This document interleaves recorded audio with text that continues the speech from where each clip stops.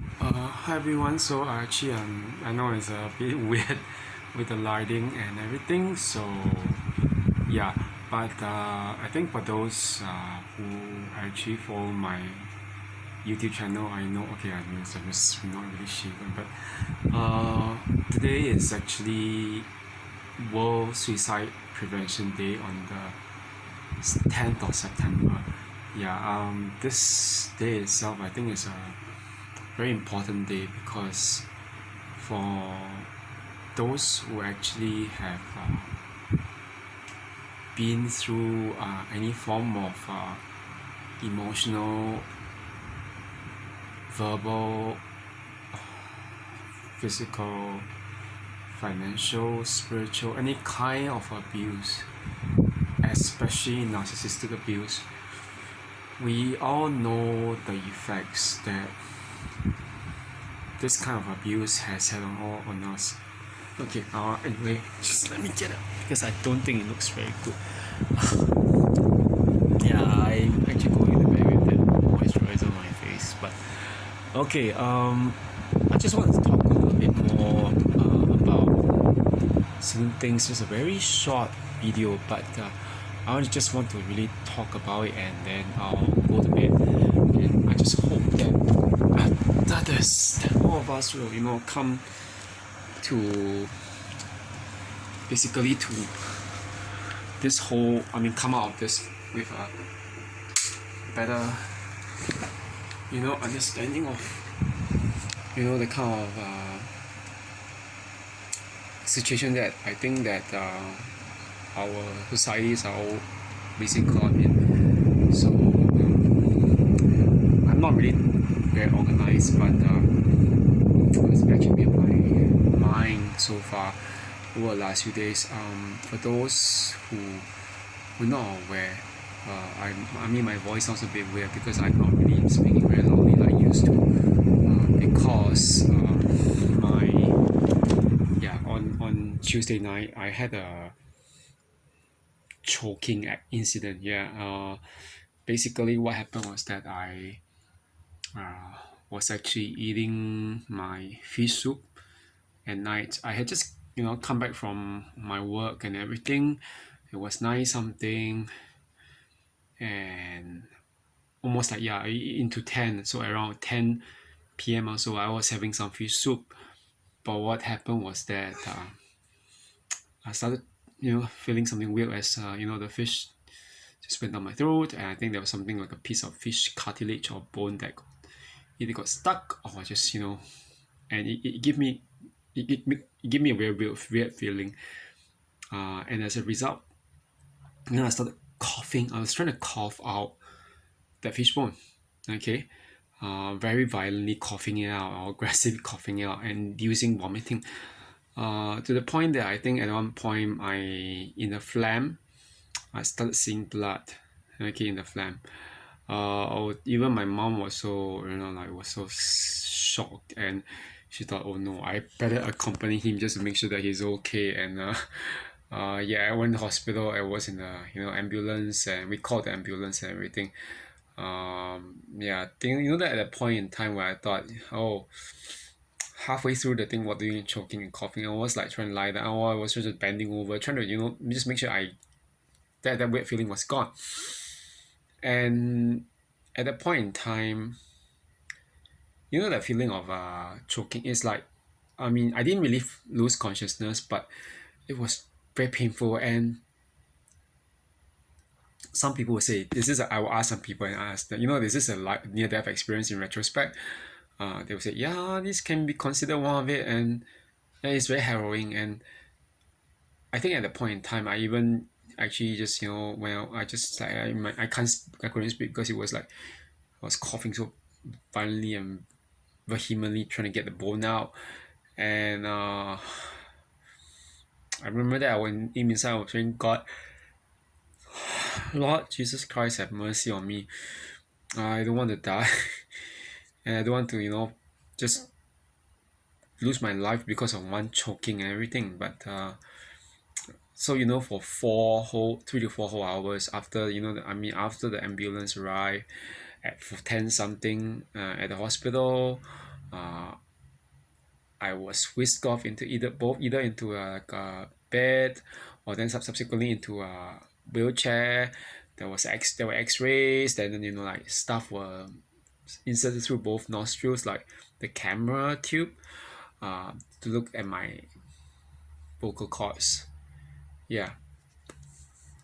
I know that people don't really see that as long as it's just like, at least you survive, and you are in a good state, because the medical system here is, I mean, it's expensive, but here is, you're at least taken care of when you are in hospital. And yeah, but I mean, it's not really something that I can really fully understand, because actually, as you look at it this way, all around the world, the medical system now is really, it's the same everywhere, and I think that is generally not just about money. It's about the fact that it's a system that is not really working very well. It's overtaxed.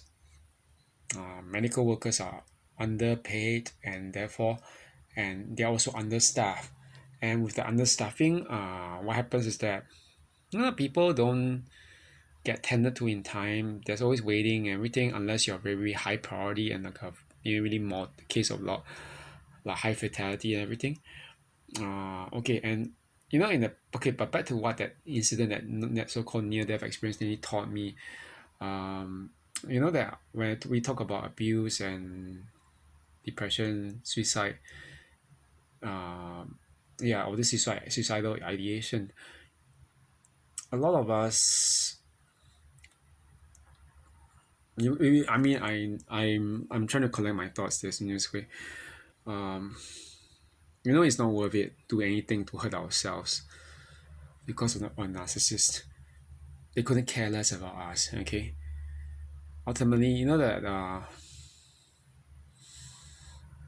I think it's just what I wrote today in my on my post on my social media, that the truth is this: when I was in my own little crisis in life, a lot of the Christians that I knew didn't. I mean, Protestant Christians, evangelical Christians, because they came from the point of view of religious fundamentalism. They didn't believe in psychology. They didn't believe in psychotherapy. So if I was to, seek all such things, it seems to be so worldly, not good enough as a Christian. I can cough as well for 2 weeks because of this. And I'm supposed to actually rest my voice, but it just dawned on me the whole idea of, empathy, what I went through on Tuesday. Yeah, I mean, of course, even I have Christian friends asking me about it, but I know it's just the whole realization, back when I was in my crisis, that the people whom I thought I could turn to help me, no. I felt that I was being left alone. I had no one to turn to, and I could only have turned to God. Yeah. But even then, it's the kind of feeling when you ask yourself, God, have you forsaken me? And there's a lot of silence, yeah. I mean, of course, the only point in time that I think that stopped everything was when I thought that, there's some really weird, stupid ideas about hurting myself that came in my mind. I heard 3 words: don't do it. I think the counselors asked me, where do you hear it from? I don't know. I have no idea. They couldn't establish it as like hallucinations or not. I don't think I have any history of anything like that. So I'm very sure that it came from God. And yeah, He doesn't want you to hurt yourself or do anything weird.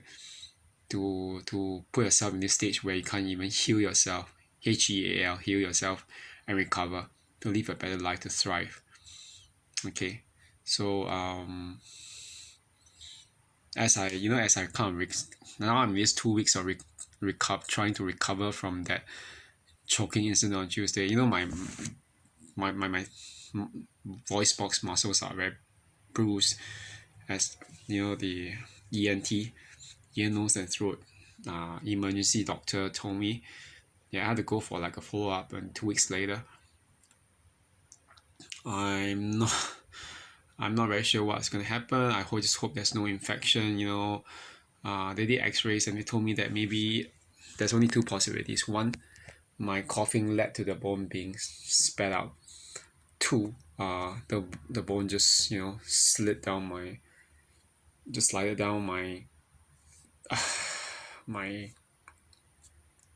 my throat. So now it's somewhere else in my body, but hopefully being passed out, and even if it doesn't, you know, that hopefully it doesn't do any scratches within internally to hurt me or cause any infections.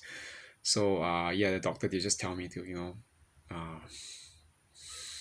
watch out, make sure I don't have any symptoms such as palpitating heart, irregular heartbeat, or even a fever or chest pain. Yeah, because all these are not good signs.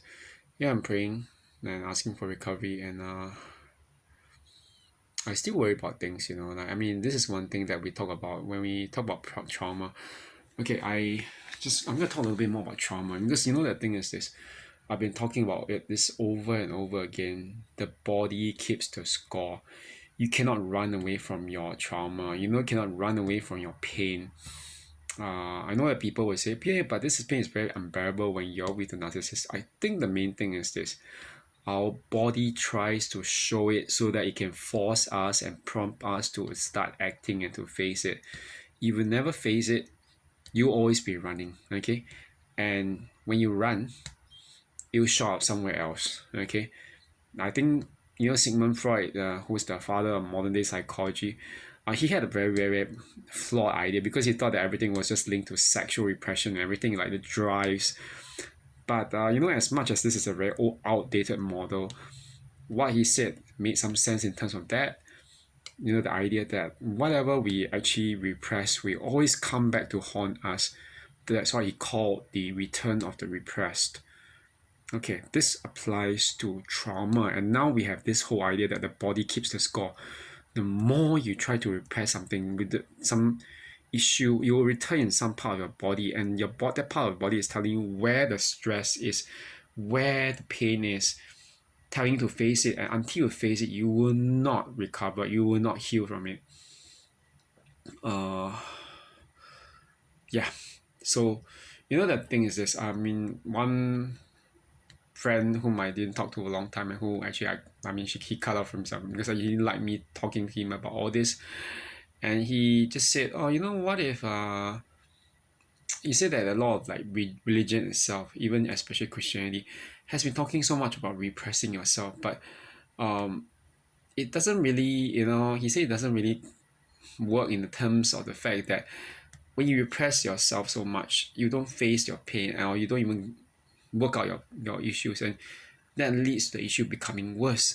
As much as this sounds to be like really, I mean, it's a kind of misunderstanding when we know that, I mean, the Christianity talks about putting to death the desires of the flesh. It doesn't mean denying it just like that. Okay, putting to death the desires of the flesh is not the same thing as denying the desires of the flesh alone. Okay, how different it is, I'll leave it for another time. But that said, you know, the whole idea of not even facing your pain seems to be a very common thing that I've seen in you know, common fundamentalist circles, and that, you know, especially those Calvinist circles that I was in for years. You know, I don't want to sound like I'm offending anyone, but at one point in time, because you know the whole idea that God ordained everything, including evil, or he was sovereign over everything, and you know, it became such that, you know, like what we do, like when we get into evil situation, bad situation, they don't do anything. They are so predeterminist. Everything's so predetermined. Then what's the point of trying to heal or recover yourself? It's like God meant for you to suffer. That wasn't the way that it was meant to be. And according, and I mean, of course, I left. Now that I think that I'm exploring the Eastern Orthodox Christian faith, I think it's actually much more middle of the road kind of path, that I don't have to, you know, live life as if I'm trying to basically with life without freedom. It's just like the freedom to be what God called me to be, and I don't have to run away from anything. Because think about this way: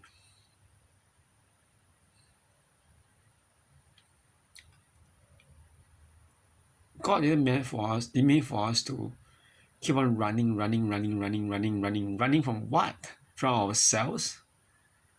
If you're running from something evil, that's one thing. But it's not just running away from evil that they're talking about.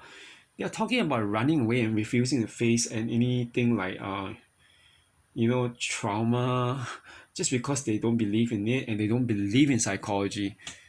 I don't understand the nature of it. It's really painful. It's not painful, it's just detrimental. And we know one thing about this with narcissists, they refuse to face trauma. That is why they are narcissistic. Their trauma, their pain, whatever they've gone through, makes them change into the very bitter, angry, shameful. Yes, because they have a lot of toxic shame in them. And even, how should I say? Yeah, narcissistic people they are. It all comes from hiding, okay? Running. They never face their problems. They never face their fears, their shadows, their inner deepest fears. Okay? That's what a narcissist is. It's like, that's why they create all these false realities, and then they try to sucker everyone else into that. Yeah. I remember, okay, I'm talking about the body keeping the score. That's one thing though. Other than that, we cannot hide. But at the same time, I was saying that this thing is that it will change you forever. Yeah, it will definitely change you forever. But as much as abuse and trauma change you forever, healing and recovery will also change you as well.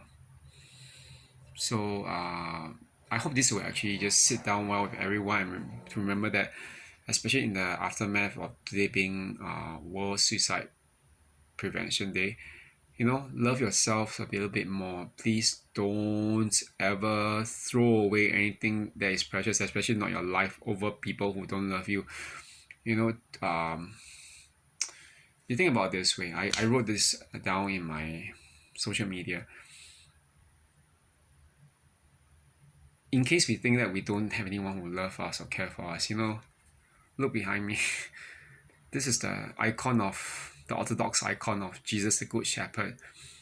Okay, it's very small right now, but you know what it means, right? I mean, the Good Shepherd, he lays down his life for his sheep.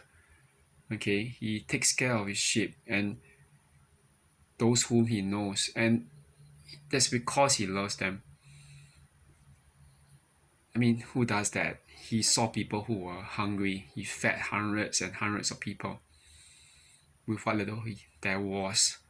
He multiplied the fish and the loaves of bread so that he could feed the hungry. In the Garden of Gethsemane, he sweated. He shed tears and blood, yeah. Not just in Gethsemane, but over the loss of his friend. Lazarus raised him from the dead, yeah. And you know what? During the road to Calvary on the true cross, okay, where he was crucified, can you imagine the abuse that he withstood? He himself said this: I lay down my life as and when I want to. No one takes it unless I let him. Okay? He does it willingly. He did it willingly. And he overcame all with the resurrection.